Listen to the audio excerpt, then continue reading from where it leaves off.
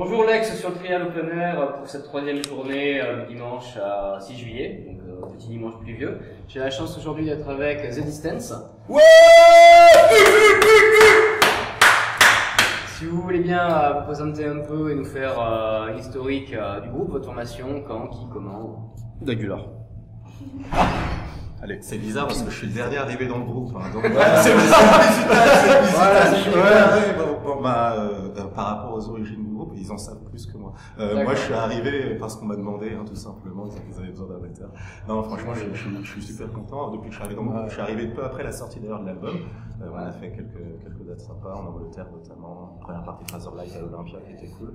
Le vivant du monde. Et donc là, on fait. C'était tout ça, c'est pour le premier album qui est sorti en 2012, avril 2012, et donc là du coup maintenant on est sur le deuxième qu'on compte sortir pour faire encore plus de dates. Et on est super content en passage d'être au Trial. Et chapeau à malgré le temps qu'il fait, on voit qu'il y a vraiment des gens qui veulent se mettre du rock'n'roll dans les oreilles, on va leur en donner, ça va être cool. On est là pour ça. Et du coup le groupe s'est monté quand et où principalement? Je connais pas la biographie par cœur, merde les gars, oui, c'est moi. Le groupe, hein, il y a Doff à la basse. Il y a Sylvain à la guitare, Tagular à la batterie et moi c'est guitare-voix. Et Vince au synthé. Qui se cache. Écoute, le groupe on l'a monté avec Sylvain il y a 6 ans, 7 ans 7 ans. 7 ans, ouais, on avait déjà un groupe ensemble un peu plus punk rock. Et on a quitté ce groupe, on a monté The Distance ensemble. On a fait sauter l'ancien groupe. Voilà. Il y a Duff qui nous a rejoint il y a 5 ans. 2009. 2009. On l'a croisé dans un bar. Il ressemblait à rien. On a vu des Duff, ouais. Voilà. Et Dag est arrivé il y a 2 ans maintenant. Voilà, donc on a commencé doucement avec Sylvain, on avait composé quelques morceaux, et puis quand Duff est arrivé, on a composé vraiment l'album. On a enregistré l'album donc avec un ancien batteur. Ouais. Et puis comme disait Dag tout à l'heure, il nous a rejoint sur la tournée après la sortie du premier album. Parce que moi et Duff, on jouait déjà dans un autre groupe ensemble. D'accord. Voilà, et donc du coup, quand ils avaient besoin d'un batteur, Ils ont tiré ça là. Du coup, au niveau de la tournée de la promo du premier album, vous avez pu tourner sur l'Europe en général? Ouais, on a fait une grosse tournée en Angleterre. Donc on a fait une vingtaine de dates en Angleterre. Après la France, à peu près pareil. On a tourné un peu partout. À Grenoble, enfin bref. D'accord, vous avez étendre sur toute la France. On a essayé en tout cas. Dans l'ensemble, ça s'est pas trop mal passé, on va dire. Ouais, mais il y a eu un meilleur impact en Angleterre qu'en France ou c'est pas pareil, c'est pas le même public. C'est complètement différent. Qu'est-ce qui différencie l'un de l'autre? Le son déjà, il n'y a pas de limitation de son en Angleterre. Mec, toi t'arrives en France, on te dit toujours oui, ça serait bien que tu te baisses un peu, et puis là-bas c'est oui, ça serait bien que tu te montes un peu. Dans les clubs, il y a une vraie culture du club rock et l'Angleterre étant, voilà, c'est la culture du rock avec des gens qui le vivent réellement, on voit tout de suite la différence. Voilà, au niveau du traitement des musiciens, au niveau des lieux même, tout simplement, c'est autre chose. Et c'est point commun, mais il y a quand même des différences du fait que culturellement parlant, en Angleterre, on est vraiment dedans. D'accord. Et au niveau du public, par rapport à l'accueil de votre premier album, quel a été le retour? Plutôt positif dans son ensemble. Soit pour les deux pays? Ouais, pour les deux pays. Voilà. Non, ça s'est bien passé globalement. On n'a pas eu de soucis. On a réussi à trouver le public. Le public vous a trouvé? Oui, le public nous a trouvé. Et c'est pas évident en tant que groupe français d'aller faire le déplacement en Angleterre. Voilà, les gens ne connaissaient pas en plus forcément, donc il fallait vraiment convaincre par la musique. Et c'est ça qui était intéressant, voir les gens vraiment qui adhéraient totalement, voilà, et qui nous connaissaient nous-mêmes. D'accord. Du coup, vous chantez en anglais, j'imagine? Ouais. En patois. En patois. En gaélique, spécialement. C'est un patois anglais. Ils chantent dans un patois anglais. Il a fallu adapter le set de manière gaélique. Non, mais c'est sympa. Oui. C'est sympa, du coup. Là, les Anglais, de temps en temps, vous avez de quoi, là? Non, mais c'est du patois. Du coup, vous allez réadapter pour chaque pays, un peu de roumain par-ci, tu sais quoi, c'est rigolo parce que le deuxième album. Version portugaise notamment, on a un morceau qui se prêterait en fait à faire un peu comme ils faisaient dans les années 70 où ils faisaient une version en espagnol, une version en allemande.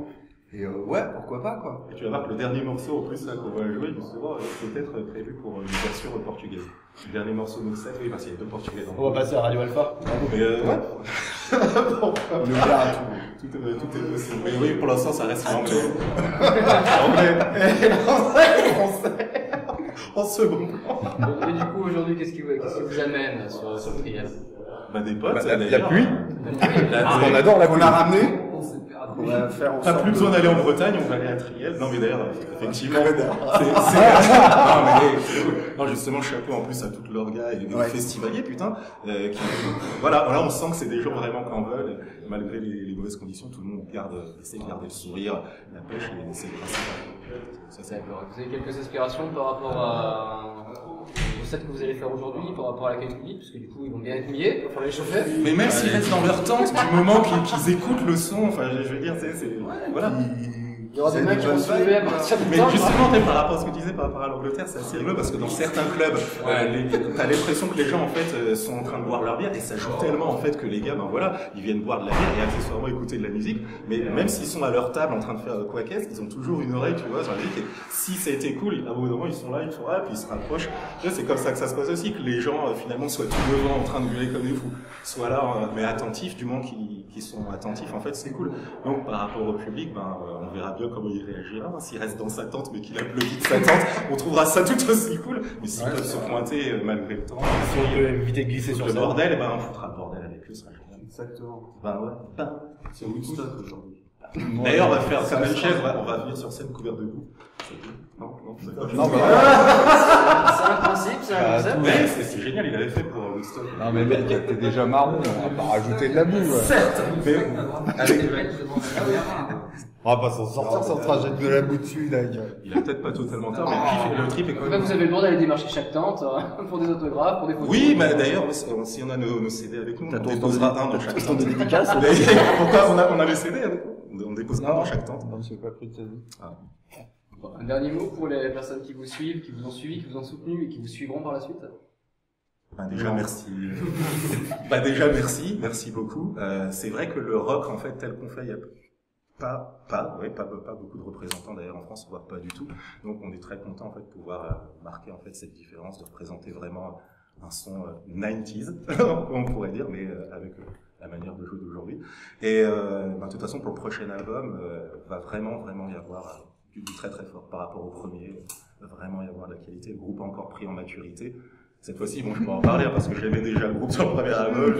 Il est complètement donc, mature. j'ai vu l'évolution et l'évolution est vraiment super cool. Donc bientôt, d'ici début de l'année. Version 90s, un état d'esprit 90s. Un état d'esprit 90s, c'est le son dans lequel on a grandi, quoi. Donc Bon, j'espère que les forcément- caleçons sont pas 90s aussi, parce que là, il y a... Ah mais 90s, voilà. Tu parles des tâches ou... Bah tu vois, regarde. Ah, d'origine. On a eu un problème en arrivant, je crois On que a eu c'est quelques marrant. soucis en arrivant. On a été un peu 90s. Non, mais ouais, merci à tous les gens, et puis... Mais à tous ceux qui aiment vraiment le bon rock, en tout cas, je pense qu'ils se reconnaîtront, voilà, dans Nous, on le est set venus pour et jouer dans et le chiller, son. donc Il y a absolument pas de souci. quoi, là-dessus. comme tout le monde ici. En tout cas, je vous remercie donc de nous avoir accordé. Merci Je aussi. serai là sur scène, Ouais. derrière, enfin, du moins, Ouais, en chaud. face de vous. Donc, le son va être pour l'enfant, je serai en train de la gueule. on l'espère aussi. Avec la pluie. Ça marche. On va faire voler les tentes. Merci.